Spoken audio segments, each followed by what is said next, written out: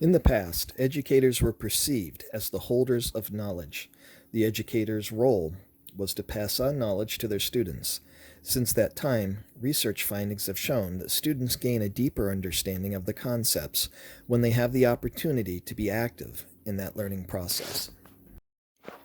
It is the educator's role as facilitator to provide an open and inviting climate to student engagement.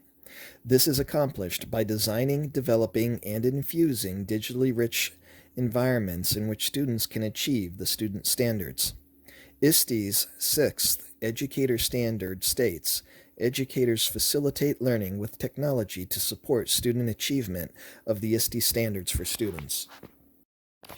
The indicators provide further direction of how to be a facilitator. The first indicator has students developing their own learning goals. Goals are crucial as they promote motivation, focus, and direction. As students develop goals, it engenders an enhanced ability to target actions they need to perform and choices they need to make to reach the desired outcome. With their goals in mind, students can enact their action steps in the field and in virtual spaces as managed by the educator.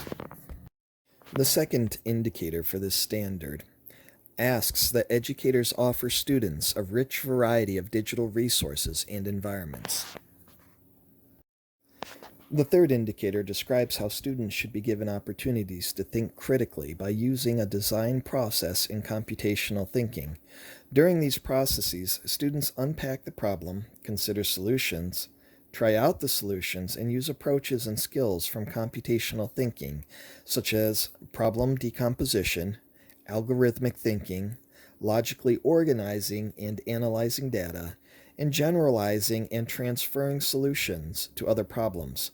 Often, this is an iterative process until the solution is found.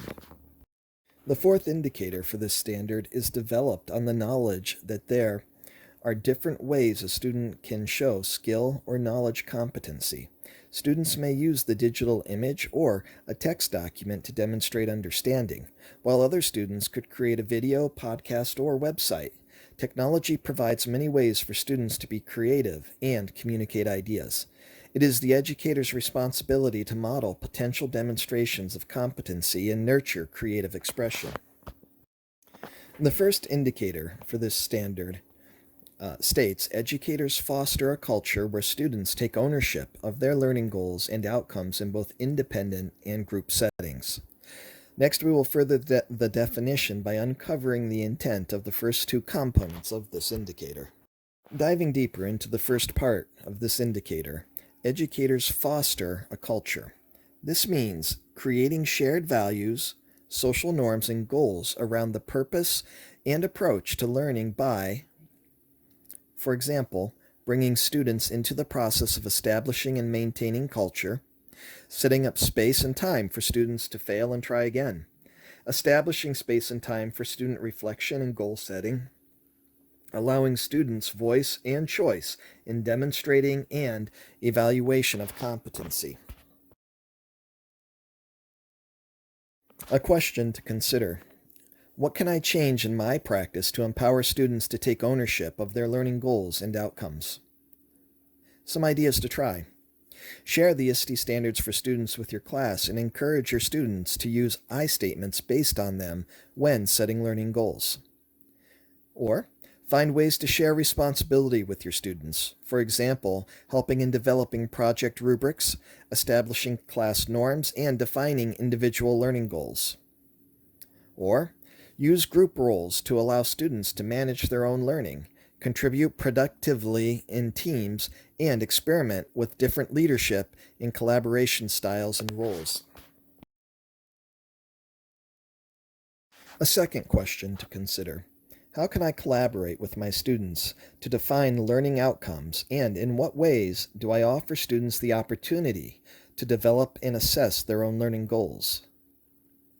Some ideas to try. Teach students how to use a self-assessment rubric to focus on their responsibilities, goals, and learning preferences. Or conduct a student strength inventory at the beginning of the school year to assist in the creation of collaborative groups. Or guide groups in developing collaboration contracts to help divide tasks so that everybody makes a unique contribution. Now let's take a look at the second part of this first indicator, independent and group settings. This means individual and collaborative group work conducted online, face-to-face, or in a hybrid manner. A question to consider. Are your lessons equally engaging for all environments of learning, face-to-face, blended, and online? Some ideas to try. Ask learners from each group to give feedback after the lesson. Post an anonymous survey for your students to rate your lesson. Now let's consider the second indicator for this standard. Manage the use of technology in student learning strategies in digital platforms, virtual environments, hands-on marker spaces, or in the field. Next, we will further the definition by uncovering the intent of component 3 of this indicator.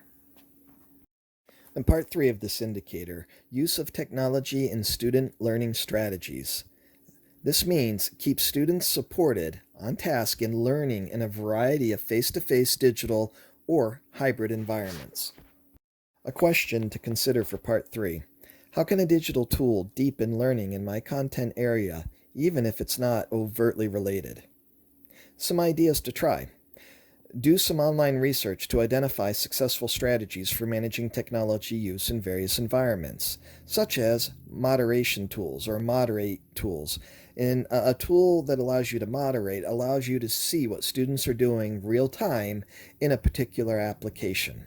Another idea, engage students in setting clear ground rules and parameters for technology use across different learning environments.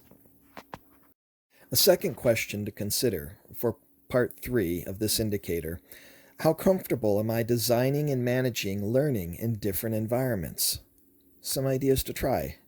Find examples of colleagues using technology in various environments and observe how its role varies based on the environment. Or take the time to research the capabilities of the tools you choose to use, noting how the features may benefit your learners and how they might take advantage of the features.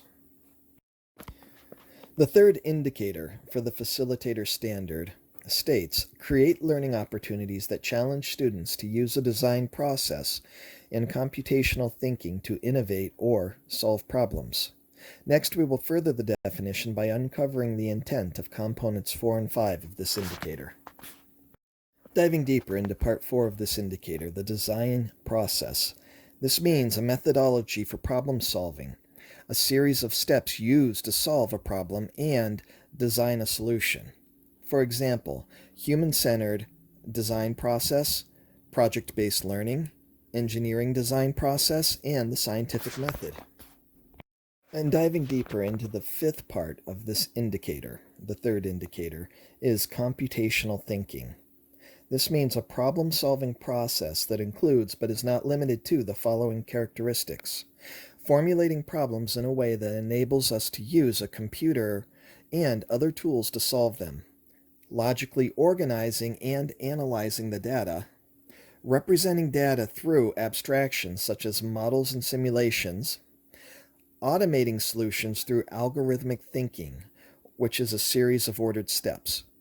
And identifying, analyzing, and implementing possible solutions with the goal of achieving the most effective and efficient combination of steps and resources, and generalizing and transferring this problem-solving process to a wide variety of problems.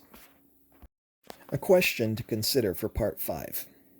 Am I asking my students to solve meaningful problems? How well do I understand design processes and computational thinking? Some ideas to try. Explore ISTE's computational thinking resources. Or find real-world examples of the design process in action and share them with your students.